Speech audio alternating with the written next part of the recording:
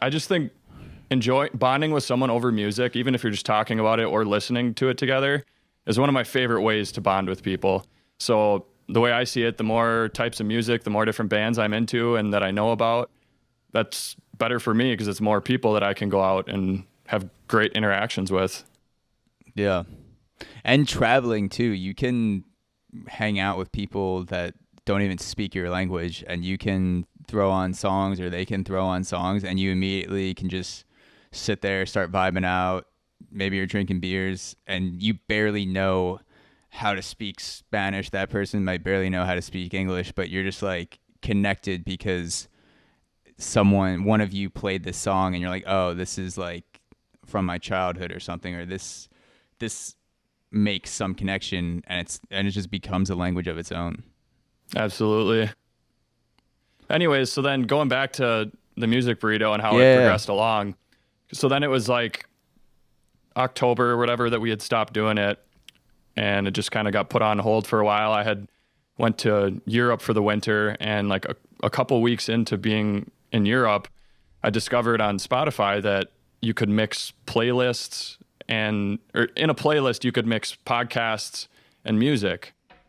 And it was that holy shit like revelation moment. I'm like, this is it. We can totally do what we wanted to do, because we were so excited about what we were doing that we were like starting to explore like, all right, I mean, if we'd have to throw down however much money per episode to get the rights, like maybe that would be worth it. But I mean, that would suck to have to do it that way. Mm-hmm. And I had actually emailed Spotify and been like, I had kind of proposed what we ended up discovering that we could do. I never heard back from them, but then, yeah, we discovered that we could, if we broke our podcast up into segments and put them in a playlist with the songs in between, it was totally legal. The artists are getting paid for their streams and everything. And it's sweet for the listener, because if you like the song, you can just like add it right to your podcast, or you can add it right to your library. So that was just an awesome moment. Then right when I got back from Europe in March, we just got after it right away and started pounding out episodes. Yeah, I love how you guys have it set up with the and I didn't even realize you could do that until I started listening to the Music Burrito, where you could have an episode and then have a song and then do another episode and kind of have it mixed in between. And I love the way you guys talk about it and then set it up and then listen to it and then kind of come back and give your opinion and then go in to the next thing. It's like a hybrid album podcast experience. Yeah, it's like I find myself, because it's a lot of work to do it all, but then, you know, it's the best part when you finally get to listen back. And like when I listen back, I find myself, it's kind of a nice break. I feel like when you get to hear the song and then it starts to end, you're like, oh shit, like I wonder what those guys are going to say about it. I forgot they're going to talk again.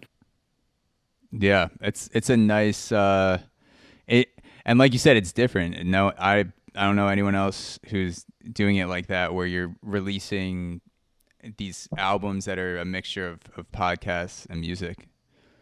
Yeah, and there are like, still a relatively new thing from Spotify, and like you said, I'm not aware of anyone else doing this, and so there's still some things I hope that they can tweak in the future to make it more accessible, especially for a first-time listener. Like if you've listened before, you get the bit, you know how to do it. It's pretty straightforward.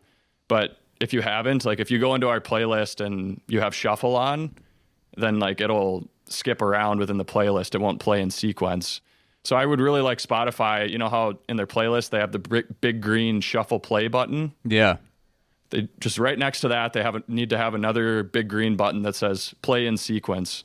And that would solve all our problems, I think. Yeah, Spotify, you got to figure your shit out.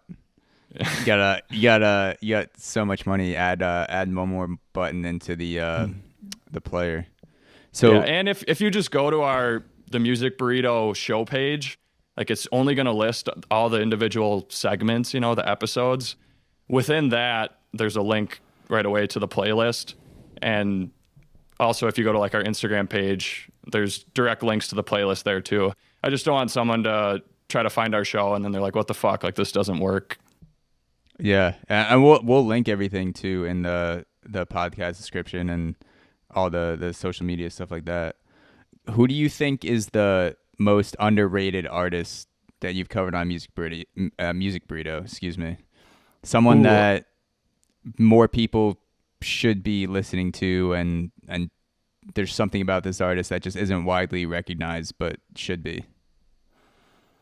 Coulter Wall would be one. That was our second episode. He's this Canadian outlaw country singer. He sounds like Johnny Cash. He's 24 years old, and most of the songs we play, he's 19, and he literally sounds like he's 60.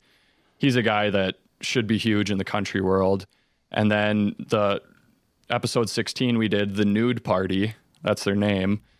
These guys kick ass. I saw them last summer in Minneapolis in a really small room of like 150 people, and they just rock. They're like, they sound like they could be from the 60s or 70s. It's like a really fun old school type of rock and roll that I wish was a lot more prevalent in music today. Yeah.